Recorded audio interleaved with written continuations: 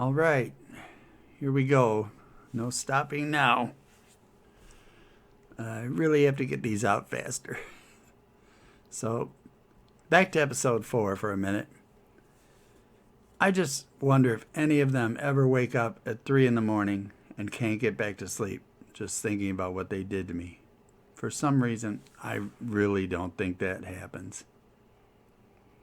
Okay, this is episode 5 and preliminarily titled, Maybe If We Don't Look at Him, He'll Go Away. So I gave up on Dreyer Clinic. I looked online for a different doctor close by that had no ties with them. I still had the same insurance company, Blue Cross Blue Shield of Illinois, because it was through work.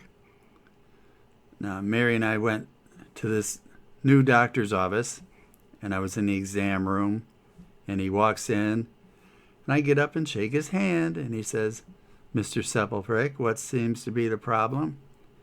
And I told him I had the MRSA infection, vancomycin overdose that killed all the good bacteria in my colon, how I have the wound on my foot, and the blood and pus in my stools and my body weakness.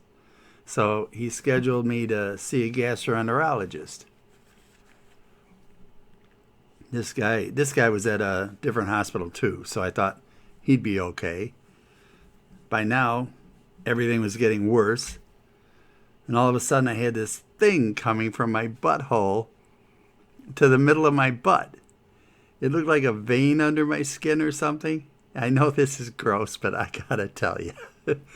So it was there about a week, and then it broke open in the middle of my butt cheek, and now I was leaking pus and bloody excrement through the middle of my cheek of my butt. So now I had to put a pad on my butt, and I still had to wear 3 pair of underwear, and it was getting crazy. So Mary took me to see this gastro doctor, and I told him about the MRSA infection, the vancomycin overdose, the blood and pus in my stool, and excrement and blood coming out of my butt cheek now from this vein thing, and my weakness. And I asked him if he wanted a stool sample. And he said, "No, that won't be necessary," just like the other doctor. He said, "Oh, you've got Crohn's disease," without ever looking at anything, any records, anything. And he said I had a fistula, and that's where if you can't go to the bathroom through your butt hole, your anus, it will make its own path through your body from your intestine out somewhere else. So he said he was going to do the colonoscopy. We get to the hospital, and I get prepped and everything. I've never had a colonoscopy before, so I wasn't sure what was going to happen. But basically, they took me in, they put you to sleep, and boom, you're awake in a recovery room. So if anybody's told they should get a colonoscopy, go do it. I mean, there's nothing to it. You don't even know what happens. You're in, you're out. And it really makes a lot of sense if you're, if you have to get that done. So I woke up like minutes later, whatever it was, and Mary came in and asked me how it went. And I said, I don't remember a thing. So then you got to drink something and go pee before they'll let you go home. So I'm drinking as much as I can because I hate being in the hospital. They're always like, "We're going to take your blood pressure before you can go, and it has to be normal." And I always tell them, "You take me outside the front door and take my blood pressure, and I'll be fine." So I'm finishing my drink, and a doctor walks in, and he says he had never seen so much blood, and I think he called it inflammation or infection, the pus that's in my body. He said he had never seen so much in his whole life. It was through my whole intestine. He gave me a prescription for some meds and said, "Don't worry, we're going to take care of you." And then he turns around to go out the door, and he turns back around a little, and he says, "Oh, by the way, I removed an ingrown hair." And I'm like, "What ingrown hair?" And I don't have no idea what he's talking about, but I just kind of blew it off. I just wanted to get out of there. I hate hospitals. So I get up to go pee, because you got to pee before they'll let you go. And for some reason, my butt felt funny. So I reach behind on my butt where that vein was leaking is a bandage. So I thought maybe that's some ingrown hair. I have no idea. So I come out of the bathroom and tell the nurse I'm ready to go. And she said, just, could you lift up your gown so I can see what the doctor did and see if I have to change your bandage? And I thought, well, she just wants to look at my butt or something. I don't know what could be needed to be seen back there. But so I don't know. She takes her bandage off. I lift up my gown. She takes the bandage off. And she goes, oh my, that's what he did. And I said, what? And she said, oh, nothing. And put the bandage back on. So we probably got some fast food on the way home, because I'm a fast food junkie.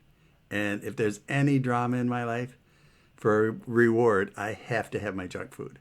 And I was starving. So we get home and we get done eating. And I went to the bathroom. And I thought, before I go to the bathroom, I'm going to just see what's under that bandage. So I feel back there. And under the bandage feels like this circle on my butt. So I can't see back there. And I take the bandage off. And I touch it with my fingers. And there's like this big hole in the middle of my butt, about as big and as deep as 3 half-dollar coins. So I yell, Mary, come here. What's on my butt? And she comes into the bathroom and says, you've got a big hole there. And I said, I know that. Is it bleeding? And she really doesn't want to look at it because, I guess it's gross, but she said, no, it's not bleeding. So it wasn't leaking the pussy excrement I don't know. It wasn't an ingrown hair either. I have no idea what the hell happened. So now I have stiffness in my joints, no stamina, the bloody pussy stools, body weakness, and a deep, big hole on my butt cheek. I probably went a month before I called him again to get an appointment. But everything it wasn't getting better, but it wasn't getting worse either. The blood and pus and the weakness and stiffness in my joints. But I finally called to make an appointment with him to get this figured out. And the secretary said he was gone. He didn't work at the hospital anymore. I don't know if he left the state or what. But now I have to get a new gastro doctor. Meanwhile, I've got this other doctor at this other hospital working on my foot wound. And again, it takes 10 weeks of the debriding, and they get it down to this little dinky spot about the size of a half an eraser.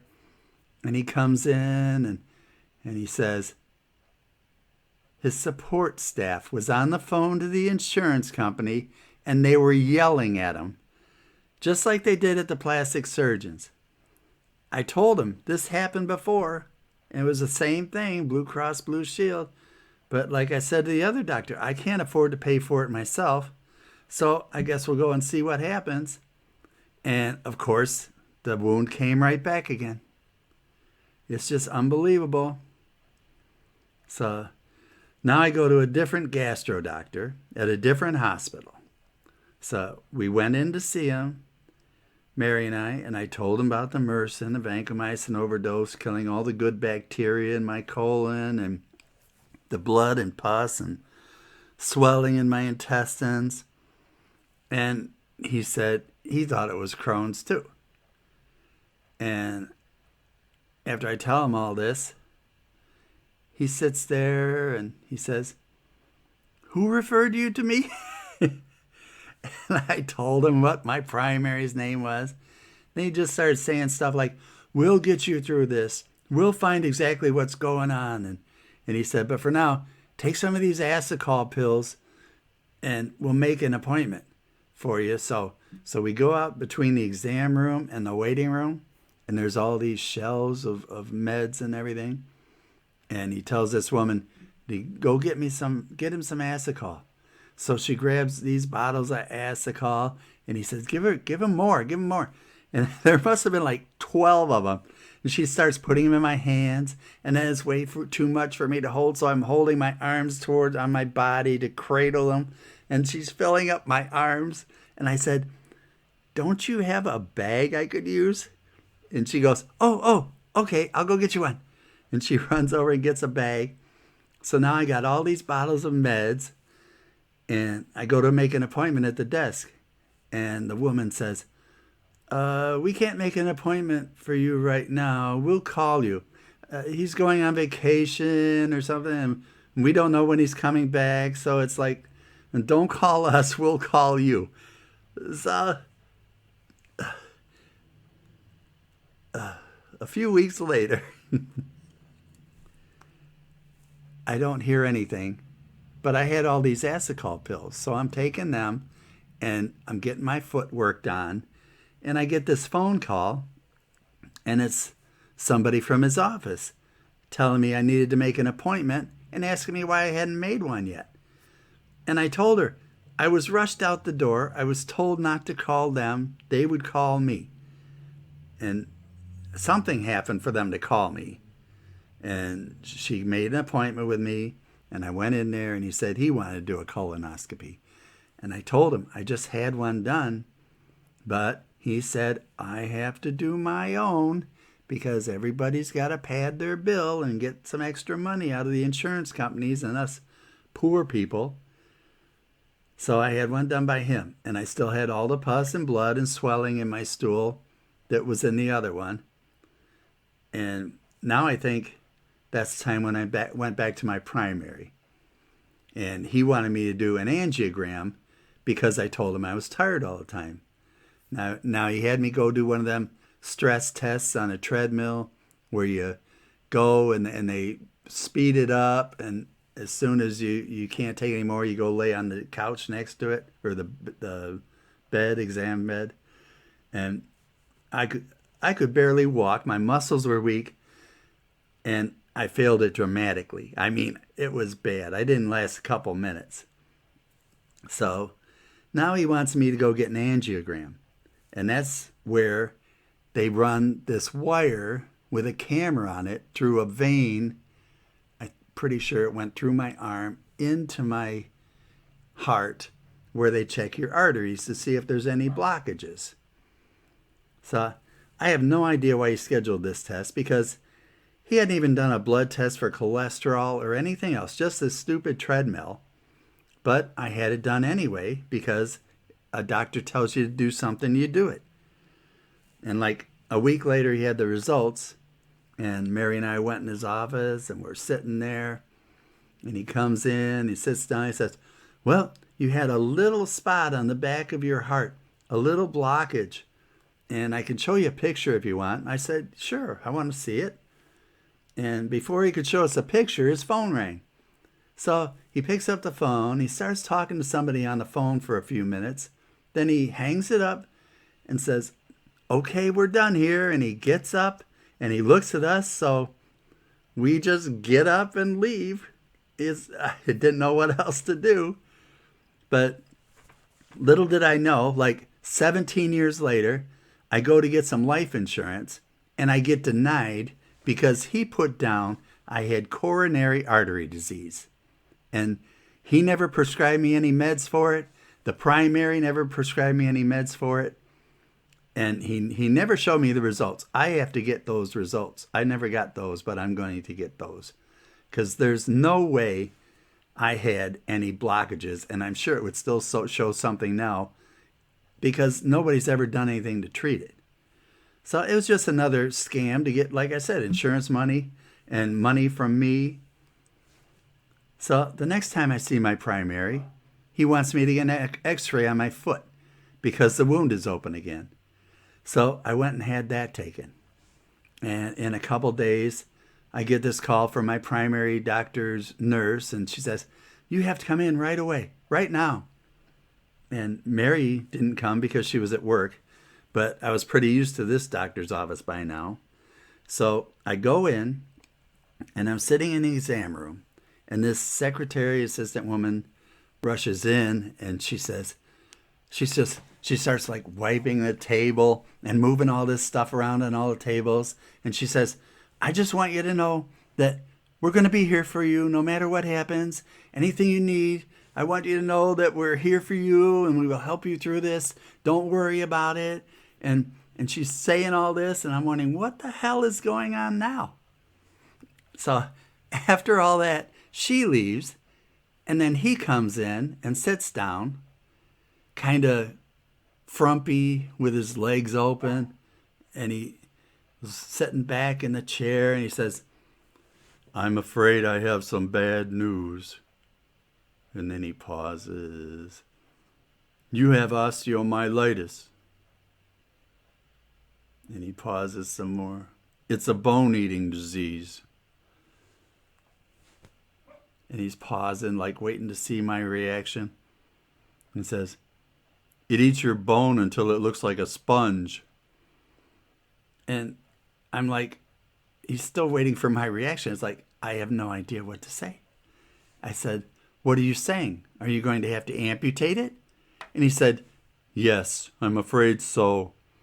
And he sits there again with a snide little grin on the corner of his mouth, watching my reaction again. And then he says, "The guy right next door called me Dr. Death." And he smiled that smirky little grin again.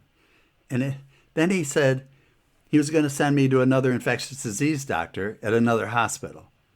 So I'm very upset, but I go home. I try to break it to Mary over the phone that the doctor just told me my foot's going to get amputated. And I'm not going to lie, I was pretty upset again on the phone. And she asked if she should come home, and I said, "No, I'll be all right." It took a couple weeks to get the referral to see the infectious disease doctor.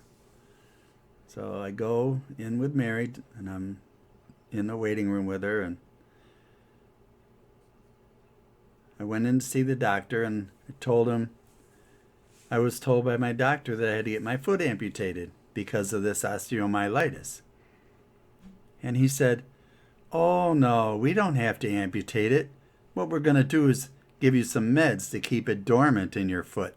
And if it starts spreading, we'll give you some other meds." And I'm thinking, you freaking idiot. I'm not going to let you wait and see if this bone-eating disease runs through my body. Is he freaking nuts? So I left and I called my primary the next day, and I told him I wanted a referral for a specialist. So I waited like a week, still worried they were going to amputate my foot or let this disease eat away my bones through my whole body. And now I wanted it to be amputated. I didn't want them to be in the bottom of my foot rotting away. So, and it was during the war in Iraq. So I'm watching all these people come home with no limbs, and I'm looking up prosthetics and stuff on the internet. And I call my doctor back. Another week has gone by, and they still hadn't got the referral. Now, there's no way I could afford to see a specialist by myself because I was still off of work with my stupid foot, the wound. So I had to wait like another 2 weeks at least of calling every week and asking where my referral was. And then I finally yelled at them on the other end of the phone. I told them, "If you don't get me that referral, I'm going to call the insurance company and I'm going to call the state and turn him in." And I think I got the referral in like 2 days, 1 or 2 days after that. So I went to see this specialist at Castle Orthopedics, it's called. I think I met the original founder of the business, and they did a lot of sports figures and stuff, this guy. He had pictures on the walls of all these football players and hockey players and stuff. And this guy, he comes in the room, and he's got this x-ray in his hand, and he tells me right away, just looking at this x-ray, I can tell you do not have any sign of osteomyelitis. And from what he says, your primary of where the osteomyelitis is, it's on the other side of your foot. It's not even on the side the wound is on. So I don't know why he told you that, he said, but I'm going to contact him right after I leave this room. So he walks out of the room. He's all mad, and I'm all mad. So now I've got another idiot doctor who is padding his bills with this angiogram stuff and sadistically telling me my foot would be amputated. There's no way I was ever going to see him again, too. So now is where I'm fed up. I can't take it anymore. I'm done. I decided right then and there I had to report these doctors, and I did. I sent my complaints about this gang of four, I'm going to call them. I'm asking for help.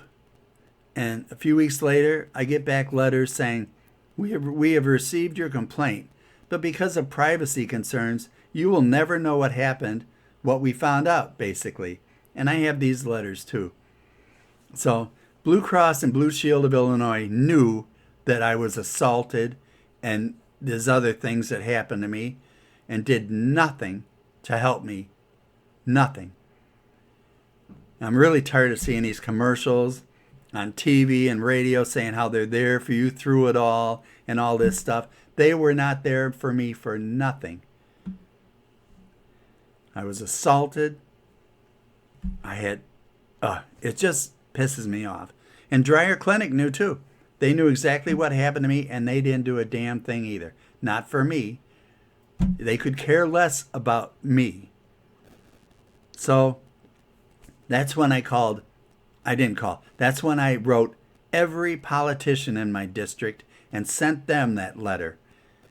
Every politician, there was Linda Holmes, Dick Durbin. Linda Holmes is state senator. Dick Durbin, the House, the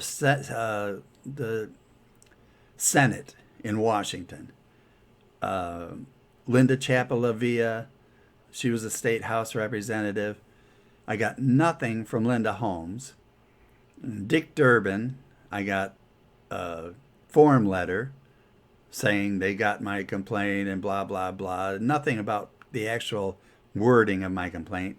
And Dennis Hastert, I sent him one because he was House of Representatives. And if I was younger and was assaulted, he would probably get interested in that, seeing who he was and what has happened in his life. But we're not going to get into that either. And the other one was Rod Blagojevich. He was the governor at the time, and he had some problems of his own. I'll admit that. But what actually happened was one of his staff sent me a letter saying he read my complaint, my letter, and he was sorry about it, and he forwarded it to the Illinois Department of Financial and Professional Regulation. So at least I thought, something is being done. Finally, somebody is going to help me. Somebody is going to get my story up. And then a few weeks later, I get a letter from the Illinois Department of Financial and Professional Regulation, and it's them saying they received my complaint that was forwarded by the governor's office, and they would investigate, but I would never know what they found out because of privacy concerns. So nobody was on my side. There was nothing to help me. I had no idea where to go then. All I knew was I had to keep moving on. I had to go on with my life. But then I needed to get my meds refilled. And it was too late to get another primary. So I had to call my idiot primary doctor's office and ask for refills. And the nurse told me I had to go in to get any refills. Well, I had no meds left, so I had to go. And they put me in this exam room, and I'm sitting there hoping I don't have to see the idiot. And then here he comes in, and he sits down frumped over with his legs open again, and he's got these papers in his hand, and he just sits there staring at me for a few seconds.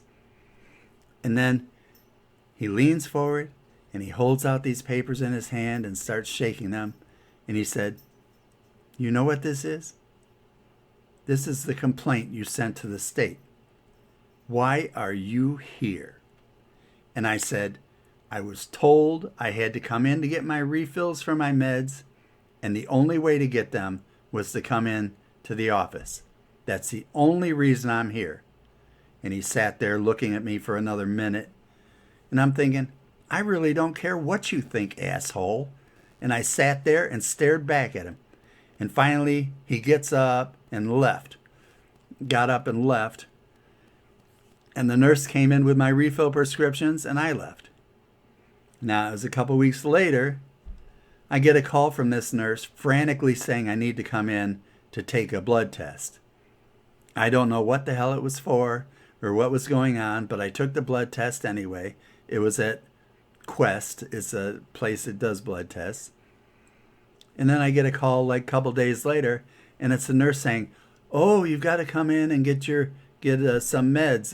Your cholesterol is real bad, and you got to come in and pick up your prescription." Or I think she might have sent it to the Walgreens or whatever. So, you know what had happened? He actually finally read the complaint against him, where I complained about him not doing any tests before giving me an angiogram, which I'm sure costs thousands of dollars to rent an operating room and get a doctor to run that camera through your veins. And so he finally read it and was trying to cover his ass. And I have the records to prove that he never took any cholesterol things until after that, because I always went to Quest. So now, a couple weeks later, I go back to my gastro doctor because I had an appointment with him. So Mary and I go in there, and we're sitting in the exam room, and he comes in and sits down with these papers in his hands, and he sits there, and then he raises these papers towards me and shakes it, says, "You know what this is? This is the complaint you turned into the state. Every doctor you ever see again for the rest of your life is going to know you turned these doctors in." And we just sat there like, what do you say? I have no idea. I don't remember anything that was said after that, but obviously I was done with this idiot too. And that's where it all started, where they all stopped paying attention to me and stopped asking me if I wanted to make another appointment. Every doctor since, every staff worker, they turn their heads like I'm some leper or something. It's like, maybe if we don't look at him, he'll go away. They look at me with disgust and contempt, and I don't think they were ever told what happened to me. I doubt it. And so I don't know who is telling my story out there to all these people and what they're saying about me, saying I'm the ass or something. But that's why I have to get my story out. It's the only way.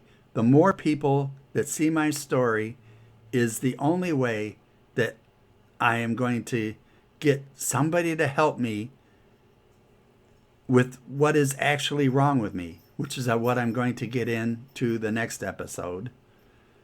And the more people that share and follow this, the more people that the politicians will see that there are people actually paying attention to this problem, and they will have to do something about it, especially now in election year.